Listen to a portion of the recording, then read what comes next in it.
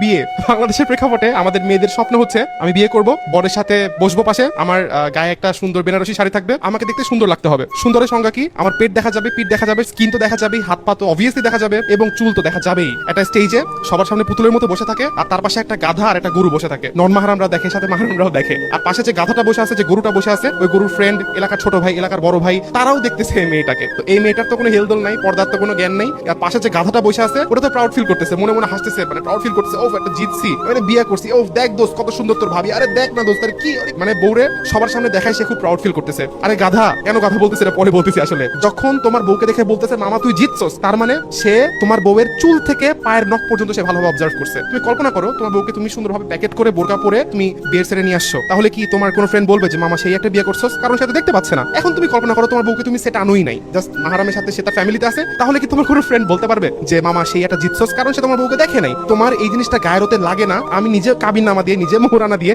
নিজে set arrange করে, নিজে অনুষ্ঠান করে, নিজে সব কস্টিং মেইনটেইন করে, নিজের পকেট থেকে টাকা দিয়ে আমি সবাইকে দেখাচ্ছি বউকে, তাই তোমাকে আমি গাধা বললাম। আল্লাহ তাআলা কুরআনে বলেন সেই ব্যক্তি চতুষ্পদ জন্তুর থেকেও খারাপ, বালহুম আদাল, যে চোখ থাকতে দেখে না, যে কান থাকতে শোনে না, যে অন্তর থাকতে উপলব্ধি করে না, সে চতুষ্পদ জন্তুর চেয়েও নিকৃষ্ট। যে তার ওয়াইফের দায়িত্ব পালন করতে অপারক। দায়িত্ব বলতে কি শুধু ভাত খাওয়ানো না, শুধু নিয়ে হানিমুনে যাওয়া না, শুধু নিয়ে ট্রিপে যাওয়া না, শুধু তাকে খাওয়ানো না। দায়িত্ববোধ কাকে বলে? তোমার বউকে তুমি পর্দার আড়ালে রাখবা, তোমার বউকে তুমি ঢেকে রাখবা, তোমার বউকে তুমি সবার চোখ থেকে আড়ালে রাখবা। This is the main responsibility of A husband. তাকে বলা হয় দায়ুস। যে তার বউয়ের পর্দা মেইনটেইন করতে অপারক, যে তার বউয়ের হায়া মেইনটেইন করতে অপারক, সে ব্যক্তি হচ্ছে দায়ুস। আর দায়ুস কখনো জান্নাতে যাবে না, লা ইয়াদখুলুল জান্নাহ। তাহলে তুমি জাহান্নামী হচ্ছ, এট দ্য সেম টাইম তুমি হচ্ছে গরু ছাগল, কুকুর বিড়াল, দ্যাটস ইট।